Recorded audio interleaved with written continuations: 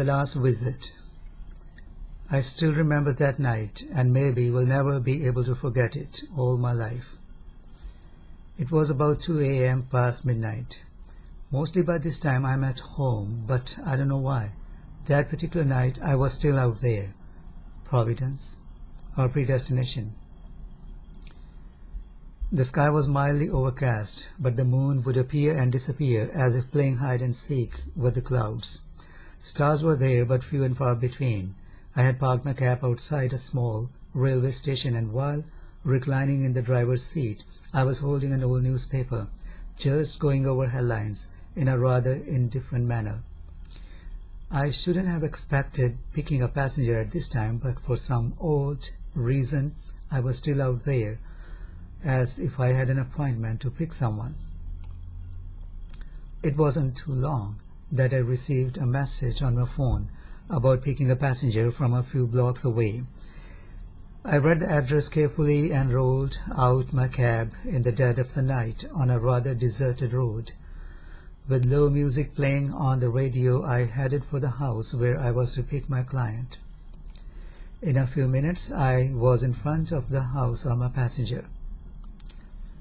It was an old-style two-floor house with a shabby-looking chimney on a tattered-looking roof, and the front yard appeared in an equally dismal shape, as the grass had never been mowed for ages. There were no plants or flowers, and the only visible thing was an old rocking chair lying in a corner of the deserted lawn. I checked the address on my phone once again, just to make sure that I was at the right place. I was feeling so eerie about this very weird place. There was no light in the house when I reached it, but as I pulled in the driveway, I saw a light turned on in the living room. I stepped out of the car and looked around with a rather uncomfortable feeling. The front door creaked open and an old lady of about 70 plus stepped out. She was thin, feeble, and of middle height, with a fine and graceful blend of white and grey hair. The lady was covering with a shawl to keep her warm. There was a handbag hanging over her left shoulder, and she was holding a large suitcase in her right hand. I rushed forward to hold the box that appeared to be very heavy, but when I held it in my hand, I was surprised to see that it wasn't heavy at all. As a matter of fact, it was quite light, and it seemed quite empty. The old lady turned back once again, went inside the house. For some time she stood in front room and kept staring at the walls and ceiling with a very gloomy and nostalgic look at her face. After a few minutes of silent last vigil in the house, with heavy steps and even much heavier heart, she stepped out of the house. She reached the end of the footpath in front of her house and once again stopped and turned back to take a glance of the house. Her eyes were struggling hard to hold back her tears. Finally, she approached my cab, and I opened the rear door and asked her to take her seat. "No," she said, "I would prefer sitting in front with you." "Okay, ma'am, as you would like to have it." She buckled the seat belt, and I asked her permission to leave. I pulled the car out of the driveway while she still kept staring at the house without blinking her eyes. As I got out on the street, I had an uncanny premonition of things to follow that night. We had moved only a few yards, and my passenger handed me a visiting card with the address of the place we were headed for. I'll be honest, I wasn't feeling very comfortable with her sitting in front seat with me. I just don't know why, but I just didn't feel quite well and comfortable. We both remained silent for over 10 minutes as I drove out in the quiet of the night. I was about to make a turn on a crossing when the old lady, without looking at my face, asked me to pull over. I wondered what was that all about. Anyway, I did pull over to her side and asked her if everything was all right. "Please, can you let me drive from here on?" For the first time she turned her eyes at my face. She looked very dignified and sophisticated in her manners and articulation. I wondered if she even had a driving license, or if she even could drive well, especially at this time of the night. How safe was it to allow her to take the steering? All these questions and concerns and reservations suddenly popped up in my mind. "Please," she said, "it's very important to me." She looked at me with a deeply captivating glance. I don't understand why, but I couldn't ignore her request. I stepped down from my side of the car and she from the other side. We exchanged our seats and also our roles. Now she was the driver and I the passenger. She became the host and I the guest. She moved and fixed the seat for herself and then adjusted the rear view mirror and made herself comfortable in the driver's seat. We were now ready to move. She got on the road and my heartbeat began to waver. In nervousness, I sat still in my seat. However, to my surprise, she drove very carefully and proficiently as we moved on. At one juncture, she took a turn which surprised me, as it was going to take us a rather longer route. "Mama, I think you have taken a wrong turn." I called her Mama instead of Mom or Ma'am, and I did not realize why suddenly I did that. Maybe because unconsciously she made me think of my late mom.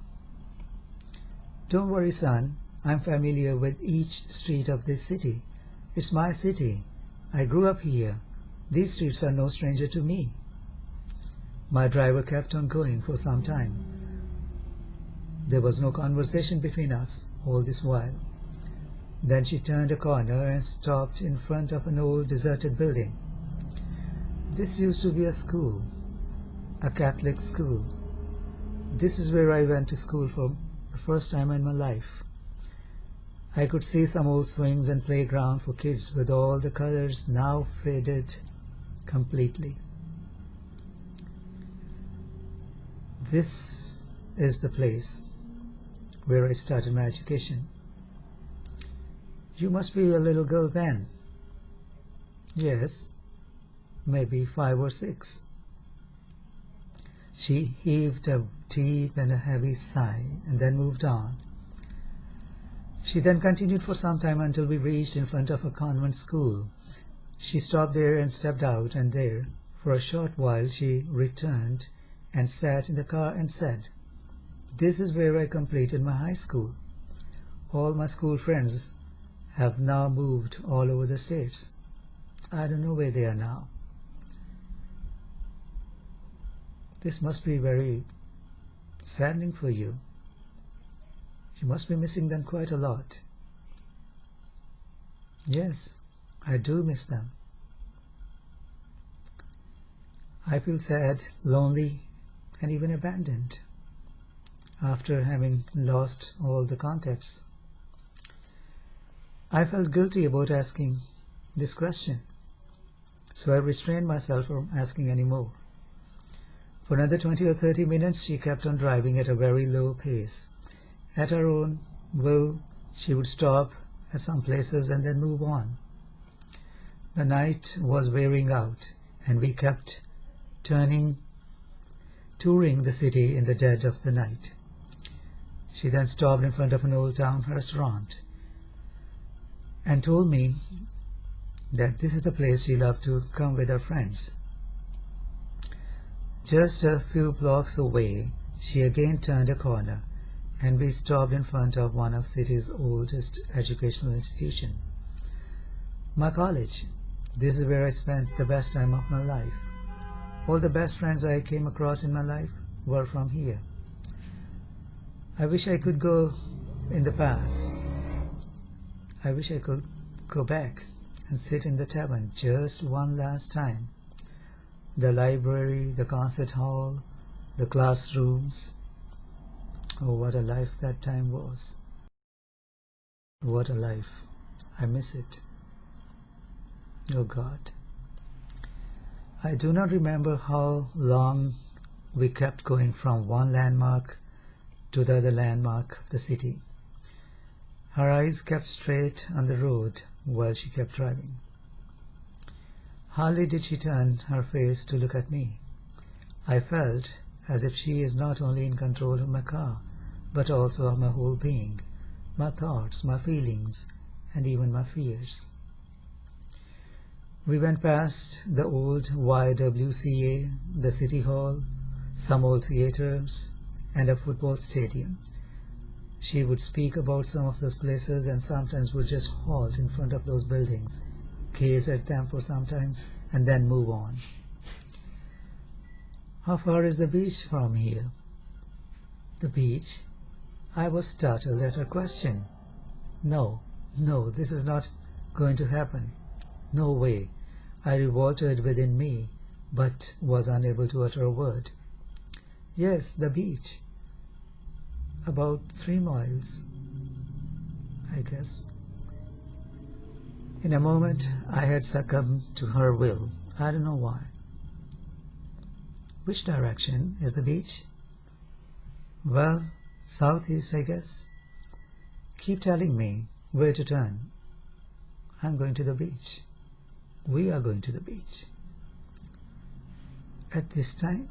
Are you sure? Please, let me try. I want to get there. Finally, we were at the beach.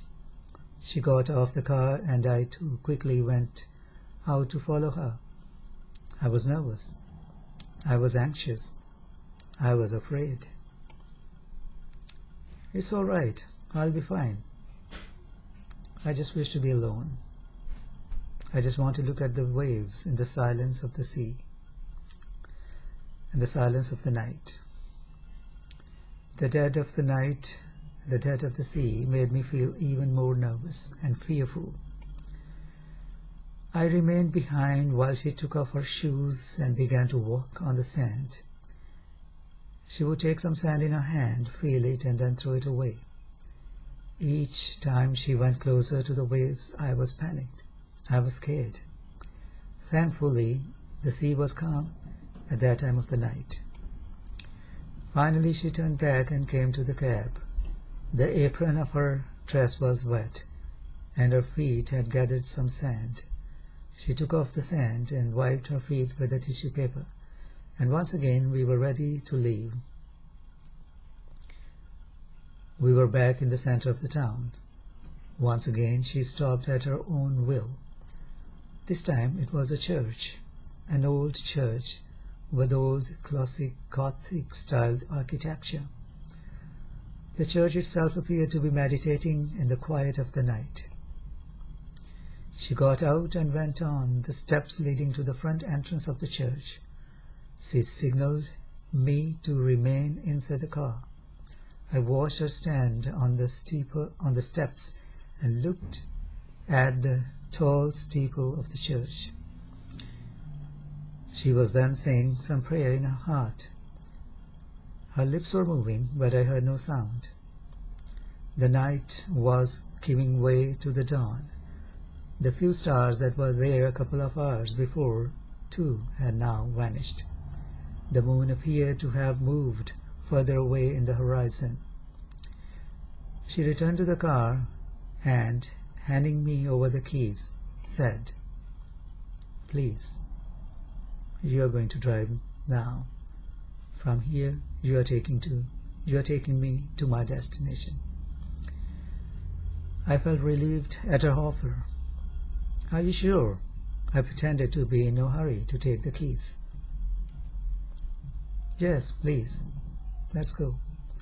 Once again we swapped our places and I was back at my usual driving seat. This was the church I got married in. I had to come here. This is where I took another journey of my life. It seems your married life had something very special about it.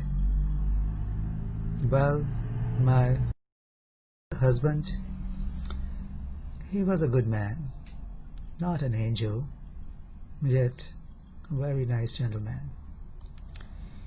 He passed away more than 10 years ago. Everything changed for me after his death.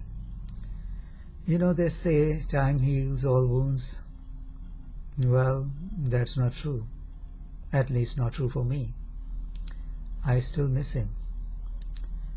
I really thought I will overcome it, but no, nothing remained the same. Even when I try to laugh at something I think is funny, it just doesn't seem to click. Even my laughter seems to be fake. I really never got over it. That void he left within me has only got bigger and deeper with time. There was silence for some time. She then spoke with a shuddering voice. I went through so much after him. Again she remained silent for some time. This time it was I who broke the silence, saying, You went through so much. Please tell more about it. I'd rather not. It's too painful even to talk about. She became silent and then continued. He loved animals and birds. Actually, we both loved animals. We had a lot of pets. I still remember the names of all my pets. I want to have all my pets back when I get to heaven. Heaven will mean nothing to me if I don't see all my pets again. My husband, he also loved plants. He had many indoor plants, and also in our lawn. Alas, nothing is left now. As you might have noticed in the yard you picked me from, nothing is there anymore. He wouldn't forgive me if he saw what I have done to his yard, his lawn. For another 20-odd minutes there was no conversation between us. We finally reached the destination that we had headed for in the beginning. I once again looked at the card, which had the address of the destination we were supposed to reach. The address printed on the card created a very disturbing feeling inside me. I knew what it meant. I now understood why my passenger took me around the city before reaching this place. It was the cancer hospital where the cancer was not treated, but the patients were provided comfort care for the last days of their lives. Yes, it was the place for the end-of-life patients, a hospice care unit in a cancer hospital. Night by now was turning into a new day. Birds had started waking up, and the stars had long signed out and gone to sleep. The sun, too, was waking up to run another course of another day. A mild, cool breeze was swishing across, gently rocking the tiny twigs and leaves on the branches of neatly trimmed plants and flowers neatly grown in the red-colored pots. I turned the corner and entered the patient's admissions area to the left of the front lobby. 3 ambulances were parked at a distance not far away. I stopped the car and went across to open the door of my client. Mama stepped out with weary feet and a heavy heart. 2 staff stepped out of the large revolving door and welcomed the patient, telling her they had been waiting for her all night. Mama did not seem to have heard them, as she was looking at the large red letters displaying the name of the hospital. I looked at her and felt as if she was reading the epitaph of her own grave. I had already taken out the box from the boot of the car, placed it next to her where she was standing. While she was still gazing at the dimly lighted name of the hospital, Mama heaved a deep sigh and appeared to have been shaken from within herself. She then looked up in the heavens and said, "This is it." The two staff came forward, and one of them picked Mama's suitcase, and the other fetched a wheelchair. "I wouldn't need that. Thanks anyway," she said. Then turning to me, she said, "Thank you so much. You have been very kind to this old woman." She then opened her handbag and took out an old purse with a bag, and unzipping it, held it in front of me. "Take whatever you think I owe you. You took me around the whole city. That was so kind of you. I won't need this money anymore. It's no use to me anymore. Just keep it. Keep it all." "No, Mama, I don't think that's right. Just keep it. It's okay. It's all over for me now. I won't need it. You have your life in front of you. You have your needs. Please, take it." "No, Mama. Please. They're waiting for you." She still had the purse held out in front of me. "Mama, please. They're waiting for you." She stepped forward and hugged me in so tightly with the little strength she had in her feeble body. She held my hand firmly and gazed deep in my eyes, as if searching for someone she had lost years ago, or as if she was trying to elicit answers to some of the questions she had about her life. "Let's go, ma'am," said one of the staff. With much difficulty and hesitation, she let my hand go. I could feel my hand slowly slip from the feeble grip of her hand. I felt as if something was being cut and detached from my innermost being. Her eyes were struggling to hold back her tears, but they failed, and she finally let the flood have its way. I, however, had succeeded to hold back the torrent in my own eyes,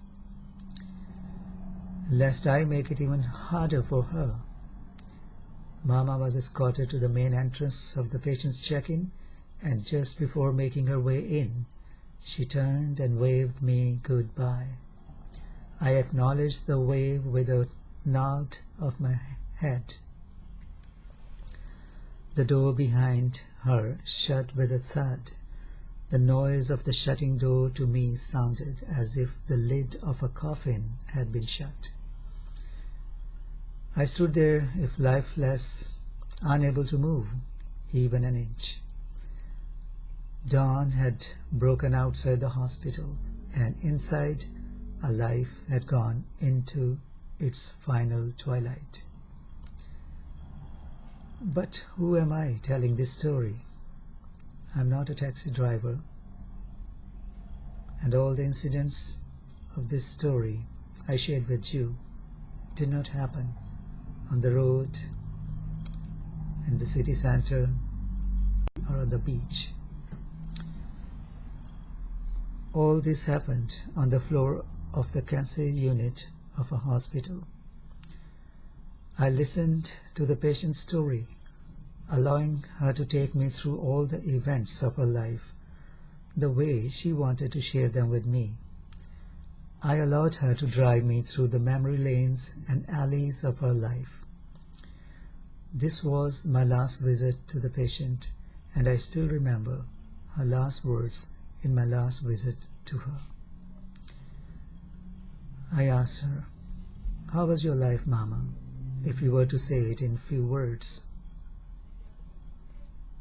"It was as beautiful as it could be, and now it can't be any worse than this." These were the last words of my patient, and this was my last visit to her.